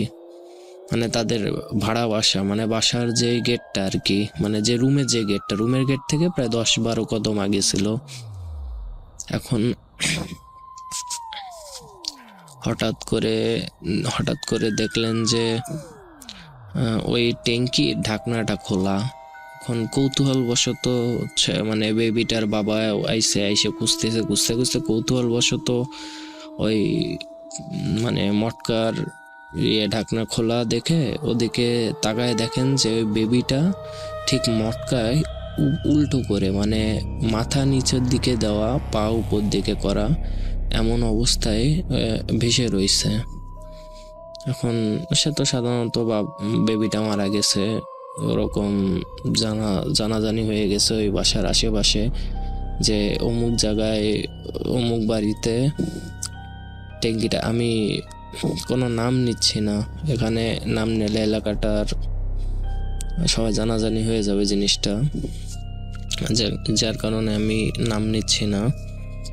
এলাকার চারিপাশে হচ্ছে জানাজানি হয়ে গেল যে ওই বাসায় বেবি মারা যায়। এবং আশ্চর্য ব্যাপার হচ্ছে গিয়ে ওর পরের থেকে যারাই বা যেই বেবি মনে করেন যে ওই বাসায় জন্ম হয়েছে বা জন্মগ্রহণ করছে, সর্বোচ্চ 10-15 দিন বেঁচে থাকতো, তারপরে ওই একইভাবে মারা যাওয়া অবস্থায় পাওয়া যাইতো। সিরাজগঞ্জের সদর উপজেলার কোনো এক জায়গা থেকে ঘটনার শেষে আমার ফোন নাম্বার শেয়ার করলাম। প্রথমবারের মতো ঘটনা পাঠাচ্ছি, যদি ভালো লাগে পড়ে শোনাবেন, কারণ আপনার মুখে ইমেল শুনতে অনেক পছন্দ করেন, এরকম অনেক কিছু লিখেছেন, সেটা আমি আর নাই বা পড়লাম। আমি তারপরে ঘটনায় যাচ্ছি। যাই হোক, কথা না বাড়িয়ে মূল ঘটনায় যাই। আমি এখন যে ঘটনাটি বলছি, ঘটনাটি ঘটে যায় 2021 সালের ঈদুল আজহার কিছুদিন পরে আমার চাচির ভাই আমার মামার সাথে। বিশেষ কারণে আমার মামার ছদ্মনাম দিলাম নীরব। আমি আর মামা সমবয়সী। 2015-তে আমরা যখন 5ম শ্রেণীতে পড়ি তখন আমার নানি ক্যান্সার আক্রান্ত হয়ে মারা যান। তখন থেকেই মামা আমাদের বাসায় থাকেন।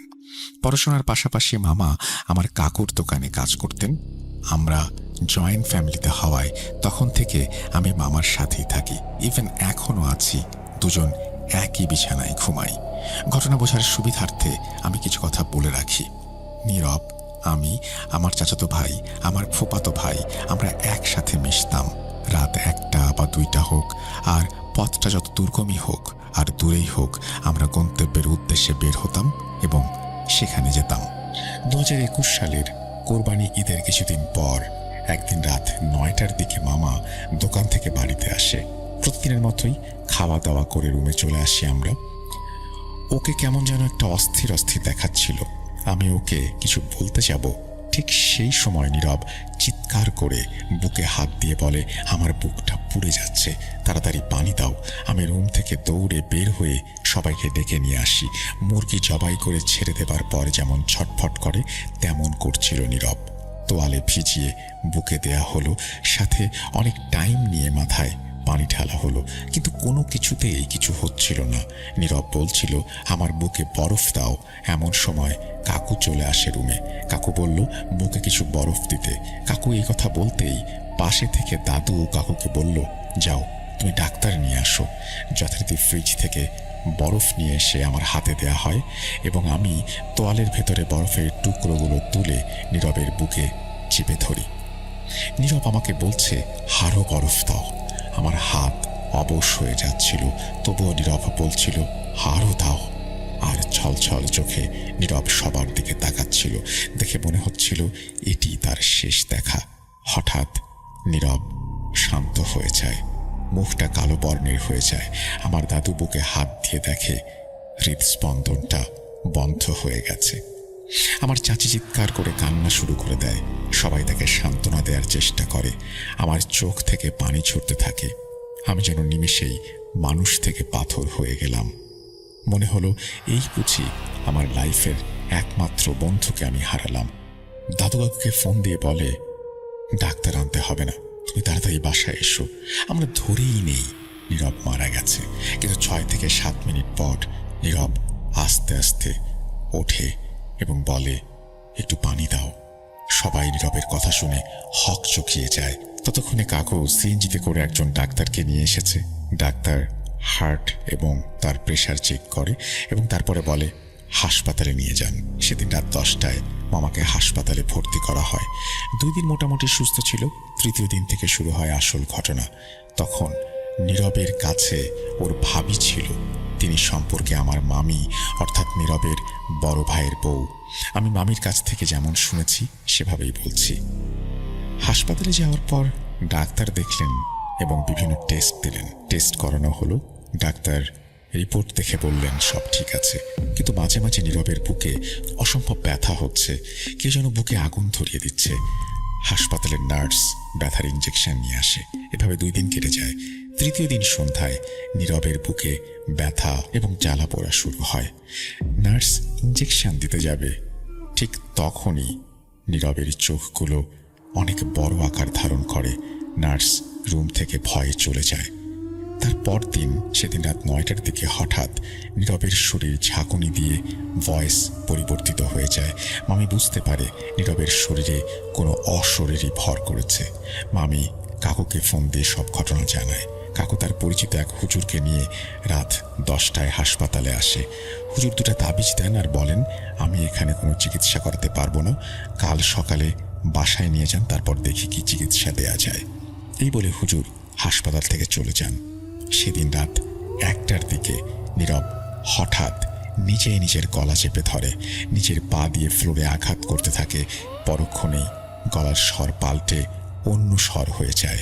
আমার মার সাথে জিন হাজির হতো আগে থেকেই, তাই আমি তেমন ভয় না পেয়ে নীরবের সাথে থাকা অশরীরকে সব জিজ্ঞেস করছি। বললাম, নীরবকে এমনভাবে কষ্ট কেন দিচ্ছে? তখন নীরবের সাথে থাকা অশরীরটি বলে, সে নীরবের সাথে একা থাকে না, আরো 4 জন থাকে। তারা অনেক দিন ধরে, অনেক বছর ধরে তার সাথে আছে। ওর মা যখন মারা যায় তখন থেকেই তারা ওর সাথে থাকে এবং কখনো কোনো ক্ষতি করবে না তারা। কাল নীরবকে হাসপাতাল থেকে বাসায় নিয়ে যেতে বলে এবং বলে যে ওর না হলে অনেক ক্ষতি হয়ে যাবে। এই বলে মামি তার কথা শেষ করলেন। পরদিন সন্ধ্যার দিকে নীরবকে হাসপাতাল থেকে বাসায় নিয়ে আসা হয়। মাগরিবের আজান হচ্ছে, সেই সময় আমি হঠাৎ সিএনজির আওয়াজ পেয়ে গেটে যাই এবং নীরবকে দেখি। তখন নীরবের সাথে তার অশরীরীর উপস্থিতি ছিল। আমাকে দেখে নীরব হাত ধরে আমার রুমে আসে। সবাই দেখতে এসেছিল নীরবকে, কিন্তু নীরব কাউকে রুমে প্রবেশ করতে দিল না। আমাকে বলল, তুই রুমে আয়। আমি রুমে গিয়ে নীরবের পাশে বসলাম। নীরব আমাকে বলল, দরজা বন্ধ করে দে। আমি বললাম, কেন? নীরবের সাথে থাকা অশরীর গলায় সে বলল, যেটা বলছি সেটা কর। আমি তার কথা মতো দরজা বন্ধ করে দিলাম। আমার হাত কাঁপছে। এমন সময় নীরবের সাথে থাকা অশরীরী বলছে, আমার পাশে বস। আমি বসে পড়লাম এবং সে বলল, তুই তো নীরবের মতোই অনেক ভালো, মাশাআল্লাহ। অশরীর কথা শুনে আমার গায়ের লোম দাঁড়িয়ে যায়। একবার ভাবুন তো, একটা ঘরে আপনি একা যার সাথে বসে আছেন, তার সাথে থাকা অশরীরী যদি আপনার সাথে কথা বলে, আপনার কেমন লাগবে? ভাই না, তার জন্য আমি ক্ষমা প্রার্থী। কেননা গ্রামের লোক সবাই শুদ্ধভাবে বলতে পারে না। তেমনি আমি একজন, এতটুকু লেখাপড়া নাই, এসএসসি দিয়েছিলাম 2020-এ। এই আর এখন আসি মূল ঘটনাতে। তখন সে আমাকে সব কিছু বোঝাচ্ছিল, ইসলামী বিষয়ে সে আমাকে বুঝাচ্ছিল আর আমিও বুঝতেছিলাম। তখন সে বলল আমি যেন আগামীকাল কায়দা নিয়ে আসি, যে মক্তবে ফার্স্টে কায়দা। তখন সে বলল এখন আমরা চলে যাব, প্রায় আধা ঘন্টা পর তখন বললো সে চলে যাব। আমি বললাম ওকে। তখন সে আবার বলল চোখ বন্ধ করতে, আমি চোখ বন্ধ করলাম। আবার সেই গাছের নিচে আমাকে নিয়ে আসলো, তখন বললো যাও পিছনে না তাকিয়ে সামনের দিকে তাকিয়ে রুমে চলে যেতে। তখন আমি এভাবে চলে আসলাম রুমে, তখন ঘুমাইছিলাম। তারপর সকাল হলো, ঠিক আগের মতো চলতে থাকলাম, ঘুরতে থাকলাম, বন্ধুদের সাথে ঘুরতে থাকলাম। পরের দিন কায়দা নিয়ে গেলাম, ঠিক আগের মতনই মরুভূমির মধ্যে গেলাম। তখন কায়দা আমাকে প্রথম যে আরবি হরফগুলো আছে না আমাকে শিখালো। এভাবে শিখতে শিখতে প্রায় 15 থেকে 20 দিন চলে গেল। আমিও কায়দাটা আলহামদুলিল্লাহ কিছুটা শিখে ফেলেছিলাম। তবে হঠাৎ আমি বুঝতে পারি নাই যে আমার মধ্যে পরিবর্তন চলে আসছে, কিন্তু পরিবারের সবাই এই দেখলো যে আমার মধ্যে পরিবর্তন চলে আসছে। কেননা আমি আগে সবার সাথে মিশতাম, গল্প করতাম, বিকালে হলে খেলার যেতাম, কিন্তু এখন তা করি না। এখন সারাদিন রুমে থাকি, নামাজ পড়ি, মোবাইল কম আগের থেকে কম দেখি। এজন্য রুমের লোকের রাসেল ভাই ঘরের লোকের একটু সন্দেহ চলে আসতে লাগলো। আর তখন তারা ওই আলাদাভাবে কবিরাজ দেখতে থাকে, যে গ্রামের ভাষা কবিরাজ আমরা বলি, দেখতে থাকে। তা আমি জানতাম না। তখন এভাবে যেতে যেতে হঠাৎ করে একদিন ওই তার সাথে রাসেল ভাইয়া, কেননা এটা আমার সাথে ঘটে যাওয়া করো না, কিন্তু আমি অনেক আগের টাকা করে নেয়, মাঝে মধ্যে ভুলে যাচ্ছি। এভাবে চলতে থাকে। কিন্তু হঠাৎ করে আমার ফ্যামিলি আমাকে একটি তাবিজ দেয়, বলে এটা তো সুরক্ষা তাবিজ। তখন আমি বললাম এটা উনি এমনি দিয়েছে। তখন এটা আমি পড়লাম, শরীরে লাগালাম, কোনো সমস্যা হলো না। তবে দেখতে দেখতে দেখতে দেখতে প্রায় 1.5 থেকে 2 মাস চলে গেল, আমার সাথে কোনো কিছু ঘটে নাই। তারপর আমিও একটু চিন্তিত হলাম যে আগে ওকে স্মরণ করলে ও চলে আসতো, কিন্তু এখন আসে না। প্রতি রাতেই যেতাম 11টার দিকে, তারপর 12টার দিকে চলে আসতাম, ওকে স্মরণ করতাম, কিন্তু ও আসতো না। তখন নিজেকে তখন খারাপ লাগতো, তখন চলে আসতাম। কিন্তু রাসেল ভাইয়া হঠাৎ একদিন ঘুমাইছিলাম, কিভাবে আমার গলা থেকে তাবিজটা পড়ে যাওয়াতে ও আমার স্বপ্নে আসিয়া বলে, অলি দেখো তুমি, তোমার ফ্যামিলি তোমাকে সুরক্ষা রাখার জন্য তোমাকে একটা তাবিজ দিয়েছে, কিন্তু তোমার ফ্যামিলি জানতে পেরেছে যে তোমার সাথে আমি আছি। তার কারণে তোমার ফ্যামিলি তোমাকে না জানিয়ে একটা কবিরাজকে দেখিয়ে তোমাকে তাবিজ দিয়েছে। কিন্তু আসলে আমি এতটা খারাপ না যে আমি তোমার খারাপ করবো। আমি চাইছিলাম তোমার ভালো করতে, কিন্তু তোমার ফ্যামিলি বাধা দেওয়াতে আমি আর আসবো না, কেননা আমি চাই না কারো ফ্যামিলিকে কষ্ট দিয়ে কারো কিছু করতে। তখন সেভাবে কথা বলে চলে গেল। আমি তখন ঘুম থেকে উঠলাম, তখন মন খারাপ হয়েছিল প্রচুর। কি করব, ওকে স্মরণ করলেও আসে না। আর এভাবে চলতে থাকে, চলতে থাকতে থাকতে থাকতে থাকতে আমি ঠিক আগের মতোই যেতাম, কিন্তু তাবিজ সবসময় আমার গোলা থাকতো, কিন্তু তখন থেকে তাবিজ আমি আর ব্যবহার করিনি। তাবিজ না থাকাকালীন ওকে স্মরণ করলেও আসতো না। কিন্তু এভাবে যেতে যেতে প্রায় 4 মাস পার হয়ে গেল।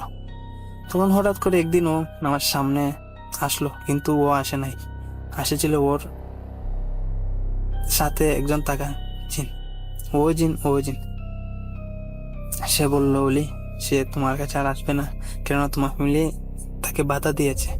সে চায় না কারো ক্ষতি করতে, কিন্তু সে তোমার কখনো ক্ষতি করতে চেয়েছিল না, সে তোমার ভালোই চেয়েছিল, কিন্তু তোমার ফ্যামিলি তা বুঝলো না। কেননা আমি আমার ফ্যামিলির সাথে কিছু শেয়ার করিনি, এজন্য আমার ফ্যামিলি এটা করেছে। সে বলল তুমি মন খারাপ করো না, ও বলেছে ও তোমার সবসময় পাশে থাকবে, কিন্তু তোমার সামনে আর আসবে না, তোমাকে দেখা দিবে না। চলতে থাকে, চলতে চলতে চলতে যায়। তখন 2022 সাল চলে আসলো। আমিও দেশে কি করব, পড়ালেখা বাদ দিয়ে দিয়েছিলাম এসএসসি দেওয়ার পরে। তখন ফ্যামিলি থেকে বললো, অলি তুমি দেশের বাইরে চলে যাও। তখন আমি বললাম ওকে সমস্যা, চলে যাব। তখন পাসপোর্ট হয়ে গেল, ভিসা চলে আসলো, দুবাই চলে আসলাম। এখন আলহামদুলিল্লাহ আমি দুবাইতে আছি, গাড়ি ড্রাইভ করি, এখানে এসে লাইসেন্স নিলাম, গাড়ি নিলাম, আলহামদুলিল্লাহ এখন ভালো হয়েছে। কিন্তু রাসেল ভাইয়া আমার সাথে একটা ঘুরে যাওয়া ঘটনা বলি। আবার একদিন দুবাই দিয়ে কাজ করা চলাকালীন সময় আমি থাকি দুবাই শারজাতে। ওইখানে আমার যে কোম্পানিগুলো সিসিটিভি ক্যামেরা কাজ করে, সিসিটিভি কাজ করতে এখানে দুবাই প্রত্যেকটা স্কুলে ক্যামেরা লাগানোর জন্য জারি করে দুবাই সরকার। তারা দুবাইতে প্রত্যেকটা স্কুলে ক্যামেরা লাগানোর জন্য বলতো। আমার কোম্পানিও 10 থেকে 12টা স্কুল রাখে। দুবাই স্কুল দিনে চলাকালীন সময়ে কাজ করা যেত না, তাই আমরা নাইটে কাজ করতাম। চলতে চলতে একদিন কাজে গেলাম, প্রায় রাত 2টা থেকে 3টা হবে। আমরা টিমমেট ছিলাম প্রায় 15 থেকে 20 জন, সবাই ফ্লোরে কাজ করতেছিল। হঠাৎ আমার ফোরম্যান আমাকে বলি যাও উপর 5ম তলায় যাও, একটা সামান আছে ওটা নিয়ে আসো, কাপলার, পাইপ এগুলো নিয়ে আসতে। তখন আমি বললাম ওকে। কেন এতটা বই ছিল না, কেননা আমার সাথে এগুলো হয়ে গেছে, আবার আমার জিন আমাকে বিশ্বাস দিয়ে গেছে কাউকে বই না পেতে, এই জন্য আমি চলে গেলাম, সমস্যা হলো না। কিন্তু রাসেল ভাই এখানে যাওয়াতে মনের মধ্যে একটা ভয় আসলো। বই আসার কারণে আমি নিস্তব্ধ হয়ে গেলাম। কিন্তু রাসেল ভাইয়া একটা কথা বলতে ভুলে গেছি, ও আমার যে জিন বন্ধু, ও যখন আমার সামনে আসতো তখন একটা স্মাইল হতো, অন্যরকমের স্মাইল, সুগন্ধি ওরা, ওটা আমার সামনে হঠাৎ আসলো। তখন ও তো আমার সামনে আসে না, ও যে স্মাইলটা আছে না ওটা সামনে আসছে। তখন আমি বুঝতে পারলাম ও আছে আশেপাশে, তখন আমার কিছু হবে না। তখন আমি ভয়ে চলে আসলাম আবার নিচে ফ্লোরে, গ্রাউন্ড ফ্লোরে কাজ চলতেছে, এখানে চলে আসলাম। তখন কাউকে এইগুলা বেশি শেয়ার করলাম না। তখন রাসেল ভাই আরেকটা ঘটনা ঘটে, এর প্রায় 15 থেকে 20 দিন পর শাহজাদে একটি স্কুল, যে কিন্ডারগার্টেন স্কুল, কেজি স্কুল যেটাকে বাংলাদেশে বলে, ওই ছেলে কাজ করার সময় সেম ফরম্যানে বললো যে স্টোর থেকে সামান নিয়ে আসতে, যে প্রত্যেকটা ছেলে একটা স্টোর থাকে, যে এগুলা সামান থাকে আমাদের যে সিসিটিভি ক্যামেরার সামানগুলো আছে না এগুলা। তখন বললাম ওকে যাইতেছি। কিন্তু রাসেল ভাই একটা বিষয়, যে স্কুলে একমাত্র সিকিউরিটি ছাড়া স্কুলে অন্য কেউ প্রবেশ করতে পারবে না। অন্য কেউ প্রবেশ করলে প্রবেশ করবে, কিন্তু বাচ্চা তো আর প্রবেশ করবে না, যে 4 থেকে 5 বছরের বাচ্চা। যখন স্টোরে যাওয়া চলাকালীন সময়, যখন স্টোরে সামান নিয়ে বাইরে হতে যাবো, তখন হঠাৎ করে দেখলাম যে একটা 5 থেকে 6 বছরের বাচ্চা আমার সামনে দিয়ে চলে যেতে। আবার ও জুব্বা পরা, যে আরবদের যে জুব্বাগুলো আছে না এগুলা। তো তখন ভয় লাগলো কিছুটা। ভাবতে ভাবতে যখন দৌড় দিতে যাব, তখন সেম সুগন্ধি যুক্ত আমার 4-5টা পড়ে গেছে। তখন আমি আবার যে কিছুটা শান্ত হয়ে ভাবলাম যাক এখন আর কিছু হবে না, কেননা সে আমার সামনে আছে। সেম 2টা ঘটনা ঘটলো কেন আসার পর। আর রাসেল ভাইয়া, দুঃখের বিষয় আমি কোরআন পড়তে পারি নাই, কেননা ওর সাথে 15 থেকে 20 দিন গিয়েছিলাম, কায়দাটা মোটামুটি শিখেছিলাম, কিন্তু পুরোটা শিখতে পারিনি।